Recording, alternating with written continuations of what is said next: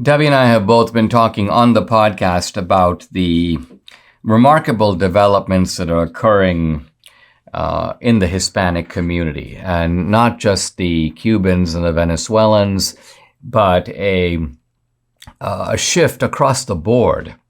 It's certainly happening with Mexican Americans. I'm not sure what's happening with Puerto Ricans. I suspect it is to a degree as well.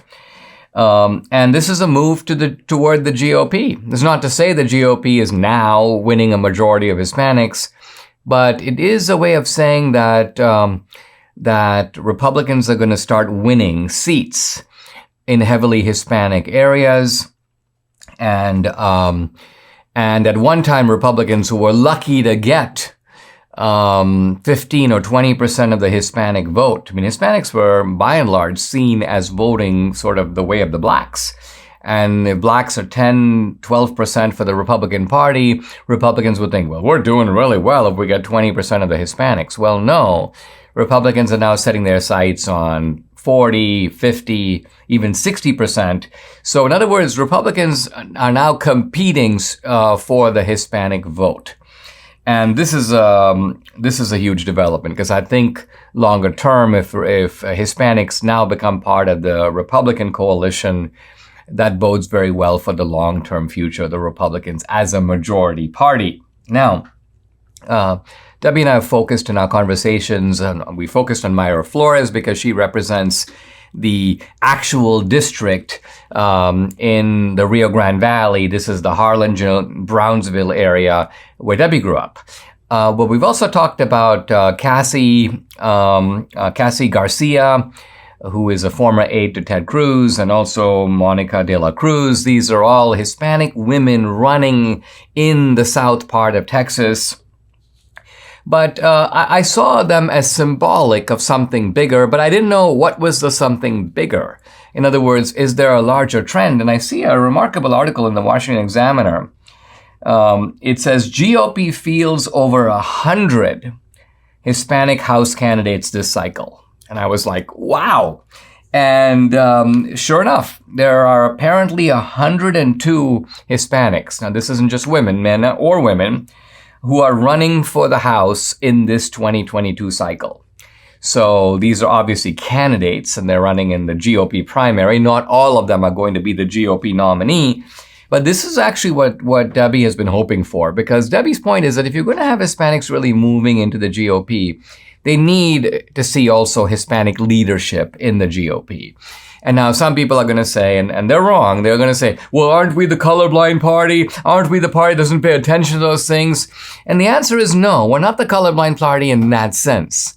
We're the colorblind party as far as the law is concerned. But we have to make a distinction between a system of legal colorblindness, which is to say we want to hire people and promote them and offer government contracts on the basis that your ethnicity doesn't matter. But it's a completely different matter to say that in your ordinary life, in the kind of food you eat, in the kind of people you hang out with, in the kind of people you choose to marry, or even in taking note of someone's ethnicity, because with that ethnicity goes a set of habits and practices, obviously language, obviously food. And so to pretend to be colorblind in those things is to be nothing more than blind or myopic. Now, the good news is that here's Matt Grossman, by the way. He's the director of the Institute for Public Policy and Social Research at Michigan State. He's trying to get his head around this. And he goes, well, part of this is because of Biden's poll ratings. I think that is a part of it, but that is probably not the main part of it. The main part of it is the Democrats. And this is what I think is so hopeful about it. Hispanics don't like what the Democrats, what the progressives, what the left is doing as a group. It's not just about Biden. If it was just about Biden, then Vicente Gonzalez, the guy running against Mayra Flores, would be in very safe territory. Because people say, I don't like Biden, but Vicente is a great guy. I'm going to vote for him. But no.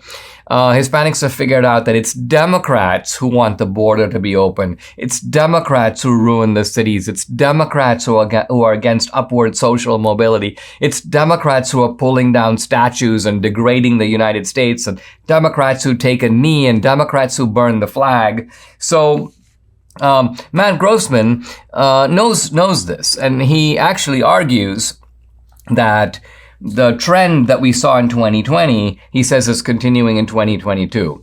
Now, he interprets this as, quote, a reduced emphasis on economic issues relative to cultural issues. So what he seems to be saying is that the Democrats benefit the Hispanics economically. Now, I don't think that's true.